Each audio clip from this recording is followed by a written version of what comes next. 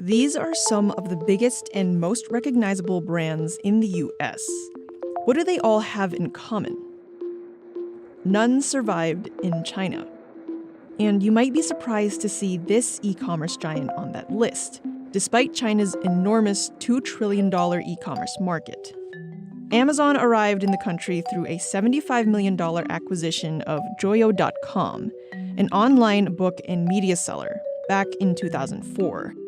The company bet big on its e-reader and tablet product offerings, but it took years, thanks to China's infamously tricky regulatory approval process. Some companies thought their competitive advantages can be transferred to China.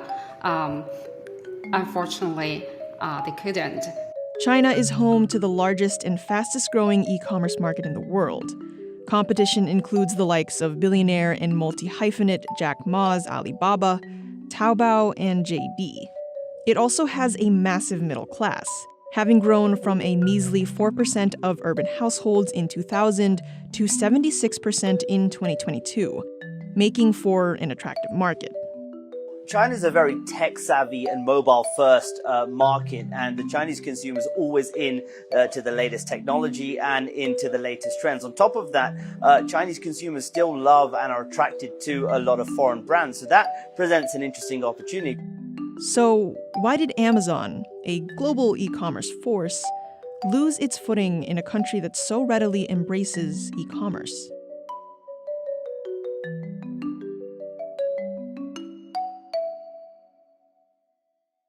Like many US company failures in China, Amazon's was a lesson in overconfidence. It thought its domestic success story could translate. In North America, net sales more than doubled from 2004 to 2008.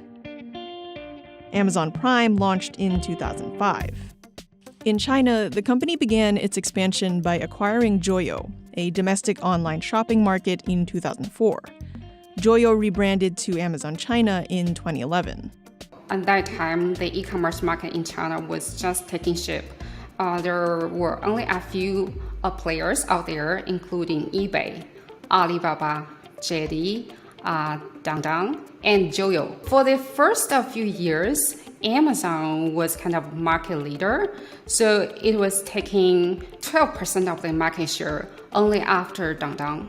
When Amazon entered the market in 2004 through the acquisition of Joyo, it was very much seen as a platform for that Chinese consumers could trust for authentic products, not only domestic products, but also products from abroad. In later years, the company bet on its full suite of e-reader and tablet products, but regulatory approval for wireless products were required from 3 different government agencies, which caused years-long delays and a lot of valuable time lost. Between 2011 and 2012, Amazon's market share held at a little over 15%. But by the end of 2019, that number plunged to less than 1%. Alibaba, through Tmall and Taobao and JD.com, another rival, began to expand aggressively, and that edge, that unique proposition that Amazon had, started to erode because JD.com, as well as Alibaba's e-commerce platforms, began to partner with brands. They brought foreign brands onto their platform, luxury goods and foreign clothing brands, electronics, etc., etc. And so they became also trusted platforms for Chinese consumers to get a lot of these products.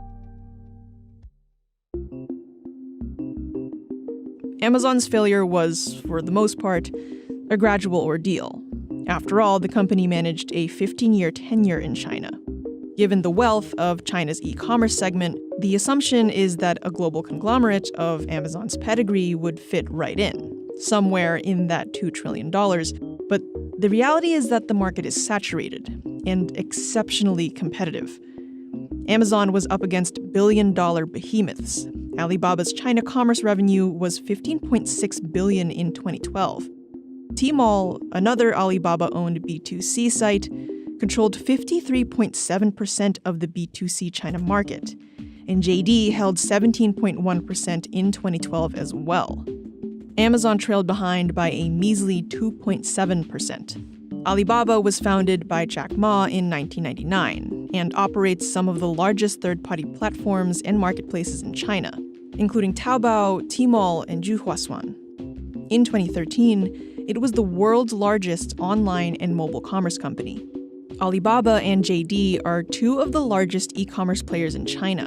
Aside from their positive reputations among Chinese consumers, their long-standing presence advantageously informs their business decisions and acumen. Put more simply, they understand the Chinese consumer better. It's important to talk a little bit here about Singles Day. This happens every year on November the 11th, and it's a huge day where e-commerce companies offer massive discounts and big promotions. Alibaba, JD, and some of the domestic e-commerce players are very aggressive in their marketing around this. But over the years, you haven't really seen Amazon take a huge role in marketing around this, and this is the big marketing event of the year. So I think that really highlights the way that Amazon hasn't been as forthcoming when it comes to advertising for its business in China. In other words, price wars broke out. Amazon did have Prime Day, a day-long event featuring special discounts and deals, as it does in the US, but the other platform's connection with consumers was just stronger. Both JD and Alibaba break their sales records nearly every year. In America, Amazon's competitive pricing is what attracts many consumers, but in China, the playing ground was leveled. The consumer experience between shopping, ordering, and delivery was also lackluster by comparison. Amazon's selection, previously seen as expansive, proved to be narrower than competitors in later years. Alibaba's exclusive payment system, Alipay, was not only convenient and favored by consumers, but has existed in China since 2004. And on top of charging for delivery, Amazon's delivery times lagged behind competitors.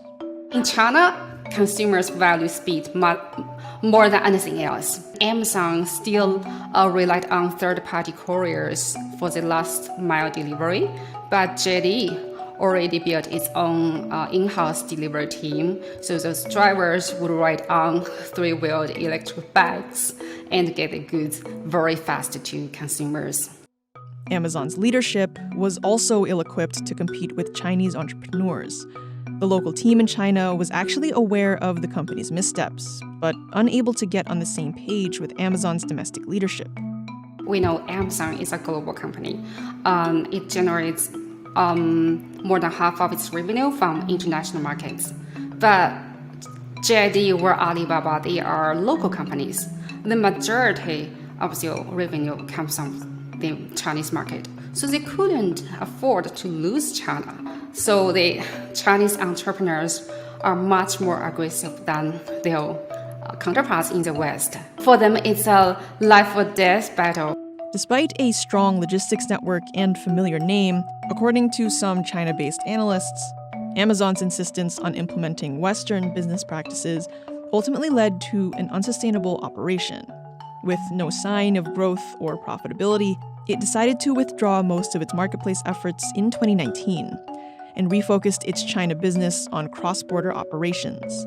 It allowed Chinese consumers to buy products from some of its foreign sites. Now, that business is tiny, and by this point, it really lost the battle. JD.com and Alibaba's e-commerce sites still dominate, particularly as well in that cross-border part of the business.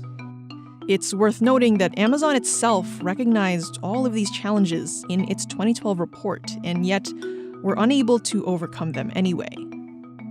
Today, Amazon's presence in China is led by its cloud and selling services.